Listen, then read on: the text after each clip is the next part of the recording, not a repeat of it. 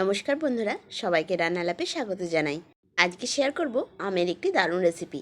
আমরা সাধারণত ঘরে মালপোয়া তো এমনি বানিয়ে থাকি। আজকে সেই মালপোয়াই বানাবো, তবে সেটা আম দিয়ে একটু অন্যরকমভাবে। তোমরা এইভাবে আমের মালপোয়া যদি আগে বানিয়ে না থাকো, তাহলে আমার মতো করে একবার অবশ্যই বানিয়ে দেখো। এটা খেতে ভীষণ ভালো হয়, আর 3-4 দিন অবধি স্টোর করে রাখাও যায়। এখন যেহেতু আমের সিজন, তাই এই গরমে হিমসাগর বা ল্যাংড়া দিয়ে একবার অবশ্যই এটা বানিয়ে দেখো। আমি এখানে ল্যাংড়া আমই নিয়েছি, তবে তোমরা ল্যাংড়া বা হিমসাগর ছাড়াও যে কোনো আম দিয়ে এটা বানাতে পারবে। এখন প্রথমে আমগুলোকে খুব ভালো করে জলে ধুয়ে নিয়ে এইভাবে কেটে নিচ্ছি। আমার এখানে সব আমগুলো লাগবে না, তাই পরিমাণ মতো যে কটা আম লাগবে সেটাই আমি কেটে নেব। আর জানো তো, আমগুলো না বেশ ভালো ছিল, খুব সুন্দর মিষ্টি একটা গন্ধ উঠছিল। তবে তোমরা যদি এইভাবে কাটতে না পারো, তাহলে তোমরা প্রথমে খোসাটাকে ছাড়িয়ে নেবে, তারপর পিস পিস করে কেটে নিতে পারো। আমার এইভাবেই কাটতে একটু সুবিধা হয়, তাই আমি এইভাবেই কেটে নিচ্ছি এটা। মোদ্দা কথা হলো, আমের শাঁসটা ভালো করে বের করে নিতে হবে। দেখো, একটা পিস ছাড়ানো হয়ে গেল।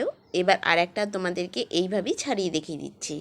এইভাবে আম কাটার সময় একটু শুধু খেয়াল রাখবে পিছনে খোসাটা যেন কেটে না যায়, তাহলেই দেখবি এইভাবে শাঁসগুলো সুন্দরভাবে ছাড়ানো যাবে।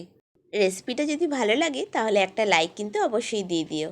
তোমাদের একটা লাইক নতুন ভিডিও বানানোর জন্য আমাকে ভীষণ উৎসাহ দেয়। ফ্রেন্ডস আর ফ্যামিলির মধ্যে অবশ্যই শেয়ার করো। আর নতুন বন্ধু যদি হয়ে থাকো, তাহলে চ্যানেলটা সাবস্ক্রাইব করে নিই, আমার সাথে জুড়ে থেকো। আর সঙ্গে বেল আইকনটা প্রেস করে রেখো, তাহলে আমি যখন নতুন ভিডিও আপলোড করব তোমাদের কাছে নোটিফিকেশন চলে যাবে। আর যদি কোনো সাজেশন থাকে সেটাও আমাকে জানাতে পারো। দেখো, এখানে আমার যতটা পরিমাণ আম লাগবে আমার কাটা হয়ে গেছে। এবার এই সব আমটাকে একটু পেস্ট করে নেব। তোমরা এটা মিক্সিতেও পেস্ট করে নিতে পারো, তবে আমার কাছে হ্যান্ড চপারটা যেহেতু ছিল, তাই আমি এটাতে চপ করে নিচ্ছি। এই আমটা চপ করার আগে সামান্য একটু জল দিয়ে দিলাম, এতে আমটা ভালো করে মিক্সির মতনই পেস্ট হয়ে যাবে। আমি আমটা চারিদিকে সমানভাবে ছড়িয়ে দিচ্ছি, তাহলে এটা আমার পেস্ট করতে একটু সুবিধা হবে। বাস, এটা রেডি হয়ে গেল। এবার এটাকে ঢাকনাটা লাগিয়ে নিয়ে একটু ঘুরিয়ে নিলেই এটা পেস্ট হয়ে যাবে। এইভাবে আমের মালপোয়া বানানো যতটাই সহজ, ততটাই কিন্তু সুস্বাদু হয়। তোমরা ঘরে এটা কিন্তু একবার অবশ্যই বানিয়ে দেখো। দেখো, আমটা কি সুন্দর পেস্ট হয়ে গেছে।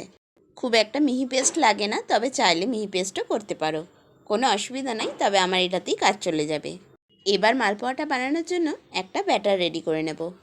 তাই জন্য একটা বাটিতে প্রথমেই 2 কাপ ময়দা নিয়ে নিয়েছি।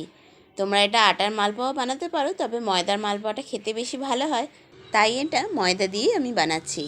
মালপোয়ার স্বাদটা ব্যালেন্স রাখার জন্য সামান্য 1 চিমটি নুন দিয়েছি। তারপর আমের শাঁসটা অল্প অল্প করে এটাতে দিতে হবে। প্রথমে একসাথে সবটা ঢেলে দিও না, কারণ অল্প অল্প করে দিলে কতটা থিকনেস পাওয়া যাচ্ছে সেটা বোঝা যাবে। দেখো, এখানে কিছুটা মেশানোর পর আমি এটা একটু ফেটিয়ে নিচ্ছি। দেখো, এটা মনে হচ্ছে আরেকটু দিতে হবে, সেই জন্য আমি আরেকটু কিছুটা পাল্প দিয়ে দিচ্ছি। পুরো পাল্পটা মেশানোর পর যদি প্রয়োজন পড়ে সামান্য একটু জলও দেওয়া যেতে পারে, তাতে কোনো অসুবিধা নাই। দেখো, এইখানে বাটিটা ধুয়ে আমি একটু জলও দিয়ে দিলাম। এবার সবটাকে ভালো করে একটু মিশিয়ে নেব। ওই যে প্রথমে বললাম আমে খুব সুন্দর একটা গন্ধ ছাড়ছিল, তাই জন্য আমি একটু আমটা টেস্ট করে দেখে নিয়েছি, বেশ মিষ্টি ছিল। তাই এখানে চিনির পরিমাণটা একটু বুঝে দিতে হবে। আমি এখানে প্রায় 1.5 চামচের মতো চিনি দেব। তোমরাও চিনিটা দেওয়ার আগে আমটা একটু টেস্ট করে নিও, যদি প্রয়োজন পড়ে তবেই দিও চিনি, না হলে দেওয়া দরকার নাই।